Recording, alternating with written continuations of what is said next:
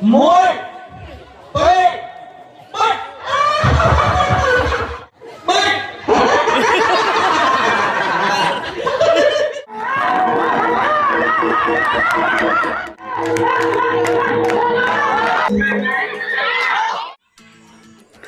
ជំរាបសួរបងប្អូនឥឡូវនេះខ្ញុំកំពុងតែនៅទឹកដីខេត្តពោធិ៍សាត់ស្រុកកកូរហើយថ្ងៃនេះគឺជាកម្មវិធីសង្ក្រាន្តចូលឆ្នាំថ្មីដែលប្រារព្ធនៅផ្ទះបងប្អូនស្រីកូនចាប់មាសបាទបងប្អូនកម្មវិធីនេះដែរគឺដើម្បីអបអរកម្មវិធីចូលឆ្នាំថ្មីរបស់យើងខាងមុខដែលប្រារព្ធនៅថ្ងៃទី14 15 16ហើយយើងធ្វើនៅថ្ងៃនេះគឺមានល្បែងប្រជាប្រិយជាច្រើនបងប្អូន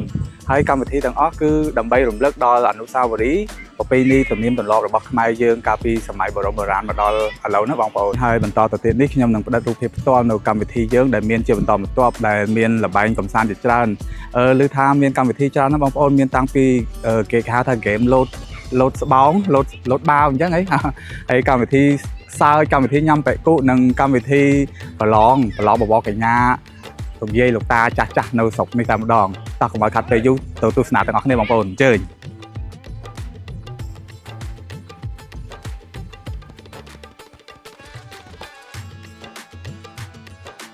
សួស្តីឆ្នាំថ្មីសូមស្វាគមន៍សង្ក្រាន្តឆ្នាំថ្មីដ៏សែនសប្បាយរីករាយនៅក្នុងទឹកដីស្រុកក្រគរខេត្តពោធិ៍សាត់នៅក្នុងបរិវេណផ្ទះប្អូនស្រីកូនចាប់មាសដែលជាអ្នកនិពន្ធប្រឡោមលោកដ៏ល្បីមួយរូបនៅក្នុងស្រុកខ្មែរយើងខ្ញុំយកមកទាំងឆ្នាំបឺប្រមាណពីចេងសុខភាពម៉ៃអ៊ីទឹកយិនសិនផលិតផលគូច្រើនណាបងស្រីធ្វើម៉េចបើម៉ែខ្លះអត់មានថ្មិញមកដោះមិនអញ្ចឹងមុនថ្ងៃទទួលទេវតាឆ្នាំថ្មីនឹងឈានចូលមកដល់នៅថ្ងៃទី14ខែមេសាឆ្នាំ2026ថ្ងៃនេះភូមិយើងនឹងមានរៀបចំល្បែងប្រជាប្រិយប្លែកៗដើម្បីបង្កើតភាពស្និទ្ធស្នាលនិងស្នាមញញឹមដល់អ្នកភូមិផងរបងយើងទាំងអស់គ្នាបាទបងប្អូនកម្មវិធីឆ្នាំថ្មីនៅថ្ងៃនេះក៏កំពុងតែប្រារព្ធយ៉ាងសប្បាយរីករាយបងប្អូនចូលរួមក៏ច្រើនកុះករឯល្បែងប្រជាប្រិយដំបងក៏នឹងត្រៀមចាប់ផ្ដើមបងប្អូនដឹងទេថាជាល្បែងអីបាទបងប្អូនគឺល្បែងប្រឡងបវរកញ្ញាឯកប្រចាំភូមិនេះតែម្ដងអ្វីដែលប្លែកនោះគឺកម្មវិធីមិនបានយកក្មេងៗស្រស់ស្អាតមកប្រឡងនោះទេគឺកម្មវិធីសង្ក្រាន្តទៅអញ្ជើញលោកយាយនៅក្នុងស្រុកភូមិឲ្យមកចូលរួមប្រឡងសប្បាយដើម្បីរំលឹកដល់អនុស្សាវរីយ៍កាលពួកគាត់នៅក្មេងហើយក៏មានប្រាក់រង្វាន់លើកទឹកចិត្តរួមជាមួយនឹងសម្ភារៈផ្សេងៗដល់លោកយាយផងដែរកម្មវិធីប្រឡងបវរកញ្ញាភូមិយើង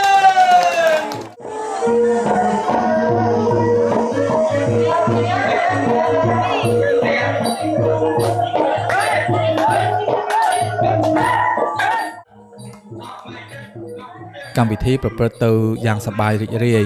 ស្នាមញញឹមពួកគាត់សំឡេងសើចក្អាកក្អាយលាន់ឮពេញរោងកម្មវិធីតែម្ដង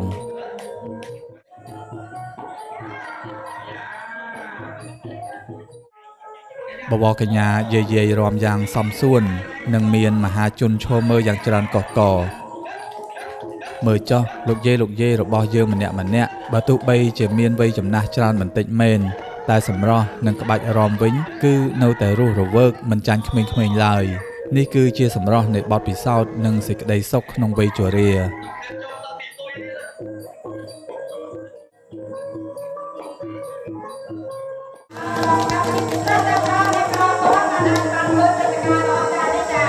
ពិតជាកិត្តិយសខ្លាំងណាស់នៅក្នុងថ្ងៃនេះដែលផ្ទះរបស់អូនស្រីចាប់មាសបានរៀបចំនៅកម្មវិធីសង្ក្រាន្តអបអរសាទរពិធីបុណ្យចូលឆ្នាំប្រពៃណីជាតិខ្មែរ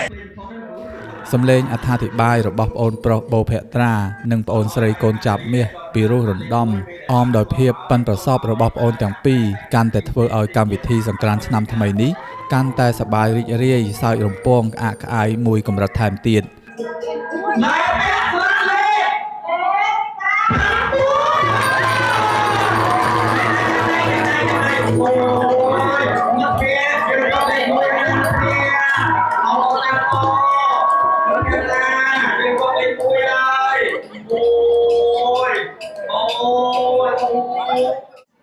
៉ែអោមិនញ៉ាំខាងនោះញ៉ាំគ្នា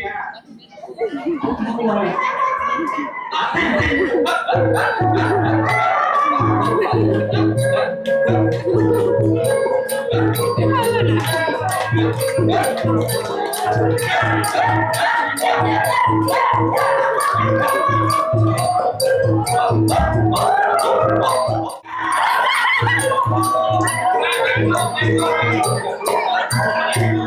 រោយពីបញ្ចប់ប្រឡងបវរកញ្ញាយាយចប់ទៅទីបំផុតកញ្ញាយាយដែលទទួលជ័យលាភីពិតជាសមឥតខ្ចោះតែម្ដងទាំងសម្រស់ទាំងភាពក្លាហានពិតជាស័ក្តិសមដែលលោកយាយទទួលបានជ័យលាភីលេខ1មែន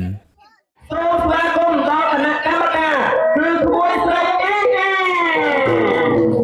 មិនទាន់ចប់ទេបងប្អូនកម្មវិធីសង្ក្រាន្តនៅមានល្បែងប្រជាប្រិយកំសាន្តជាច្រើនទៀតសម្រាប់បងប្អូនទស្សនា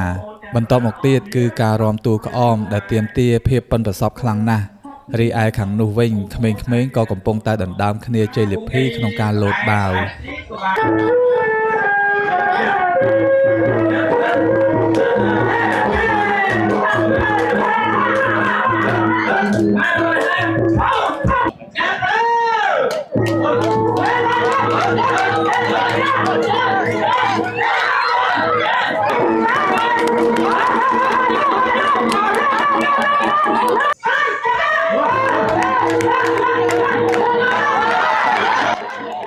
បងប្អូនមើលចុះអ្នកខ្លះលោតផងដួលផងសើចផងកងរំពងពេញភូមិតែម្ដងខ្ញុំនិងអ្នកទស្សនានេះថតបណ្ដើរសើចបណ្ដើរសប្បាយបណ្ដើរក៏លេចទៅលោកយាយរាំតួក្អមវិញគឺថាមើលទៅគាត់សប្បាយណាស់អ្នកខ្លះខំមាត់អ្នកខ្លះរាំទាំងរឹងខ្លួនត្រង់ភ្លឹងតែម្ដងព្រោះគាត់ខ្លាចធ្លាក់ក្អមបើហ៊ានតែធ្លាក់គឺដឹងតែចាញ់ដោយស្វ័យប្រវត្តិតែម្ដងខ្លួនម៉ែអាចគៀវគាត់ខោចរំ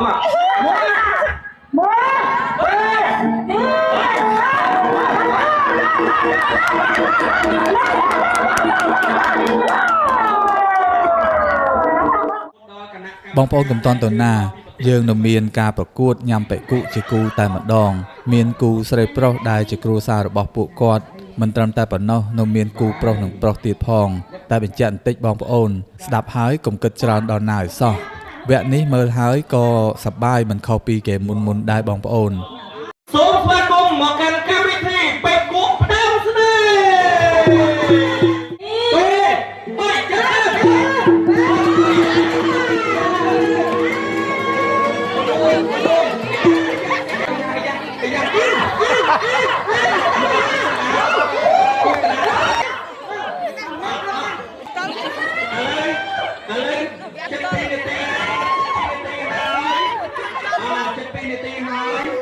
អូយអួនតាមស្រួលកំប៉ាមួយ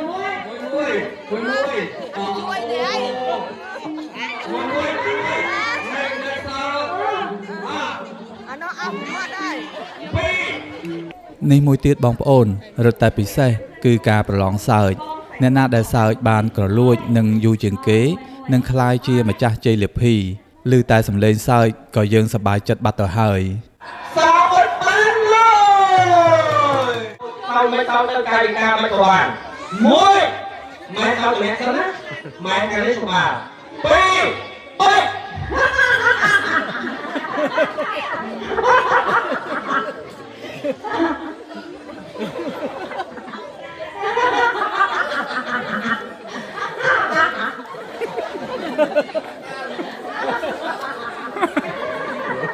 បាប់គាត់